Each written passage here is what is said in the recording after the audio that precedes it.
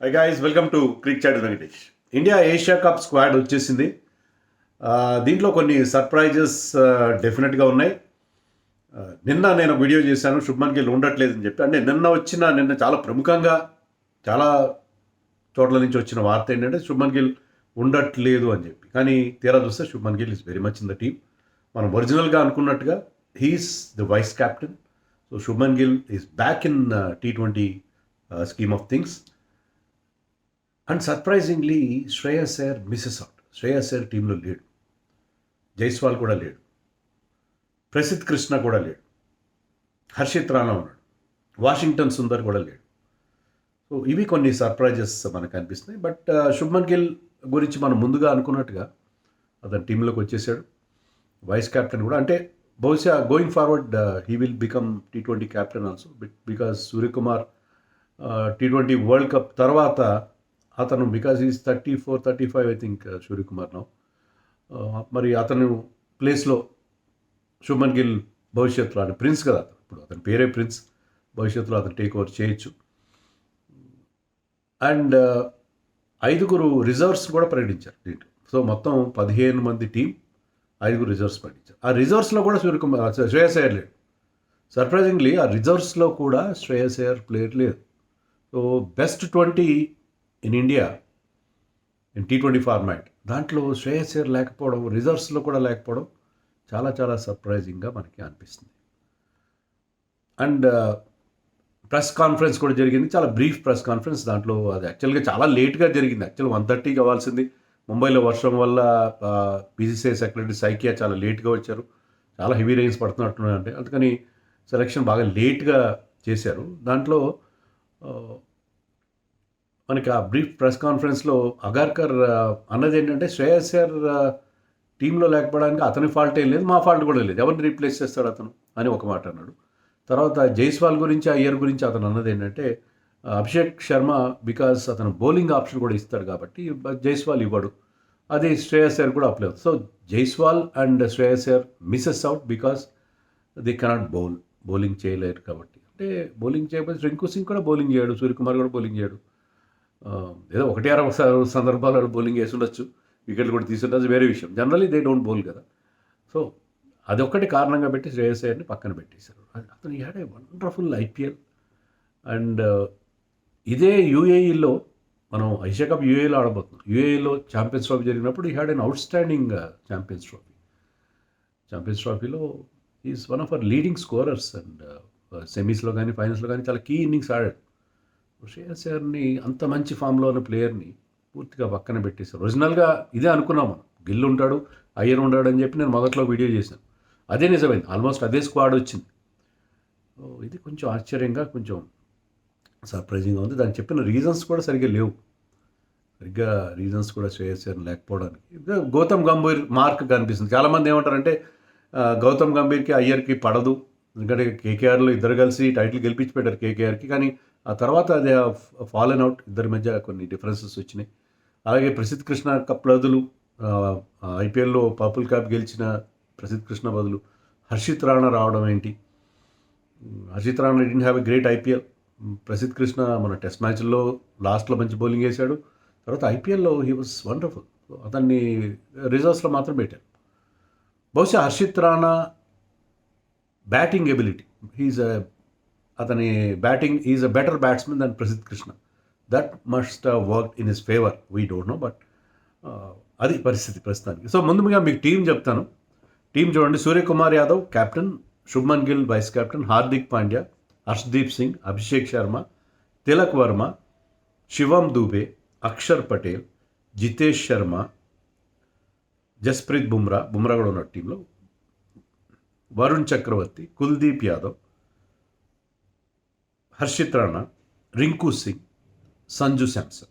ఇది టీం.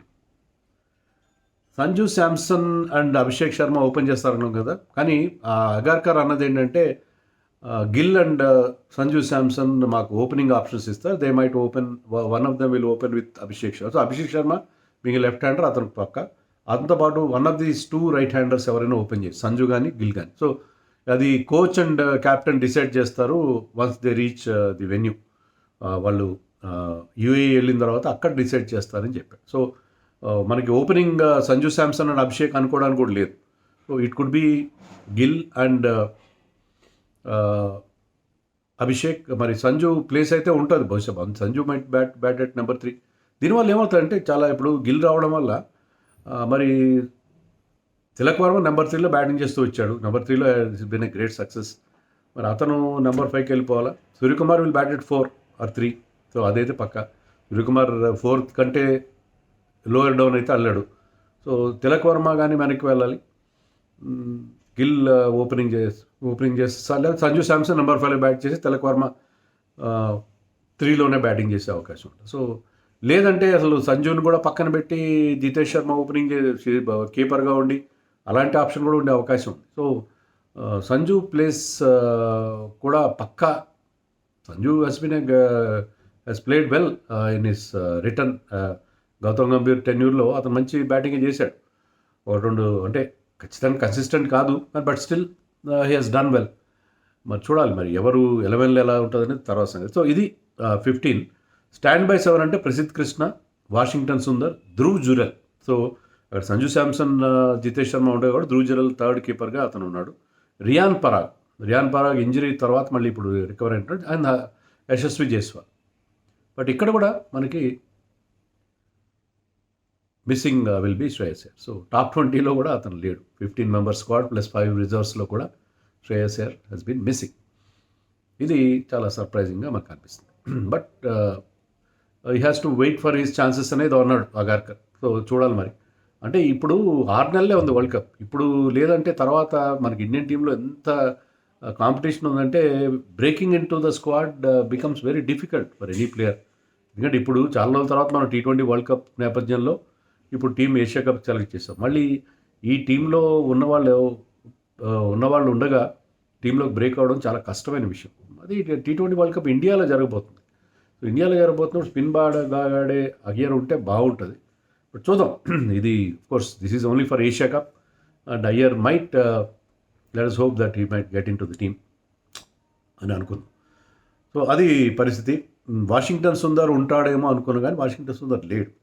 దీన్ని బట్టి మనకి ఏమనిపిస్తుందంటే కుల్దీప్ యాదవ్ కూడా టీంలో ఉండే అవకాశాలు 11లో టీంలో ఉన్నాడు, 11లో ఉండే అవకాశాలు కనబట్టలేదు. ఎందుకంటే నెంబర్ 8 దాకా బ్యాటింగ్ ఉంచుకునే ప్రయత్నం చేస్తారు. నెంబర్ 8 దాకా బ్యాటింగ్ ఉంటే మీకు 2 పేసర్స్ ఉంటారు plus Hardik Pandya and 2 spinners మాత్రం అక్షర్ అండ్ వరుణ్ చక్రవర్తి మీకు ఫస్ట్ చాయిస్ స్పిన్నర్స్గా ఉంటారు. Axar being an allrounder.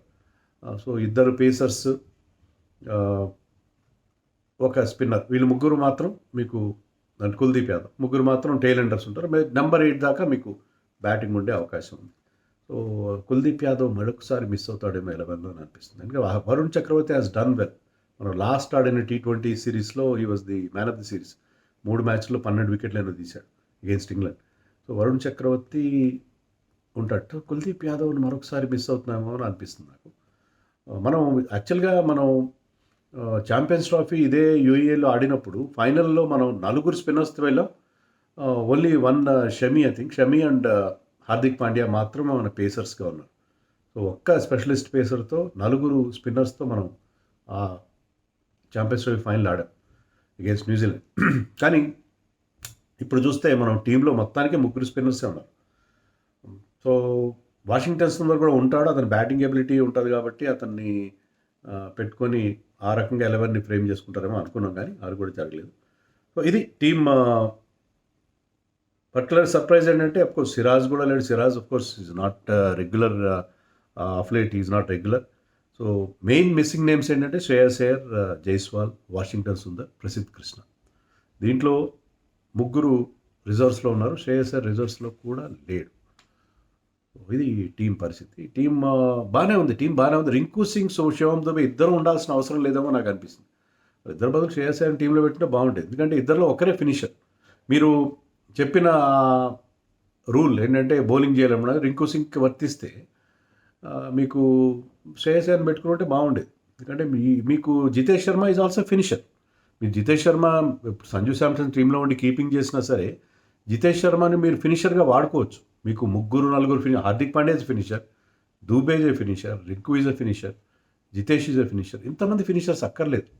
ఇంకొక ఎక్స్ట్రా బ్యాట్స్మెన్ పెట్టుకుని ఉంటే బాగుండేది. ఇంకా ఎక్స్ట్రా బ్యాట్స్మెన్ ఉంటే బాగుండేది. మిడిల్ ఆర్డర్లో మీకు ఎక్స్ట్రా బ్యాటర్స్ ఎవరు లేరు. సో ఫినిషర్స్ ఎక్కువైపోయారేమో అని నాకు అనిపించింది.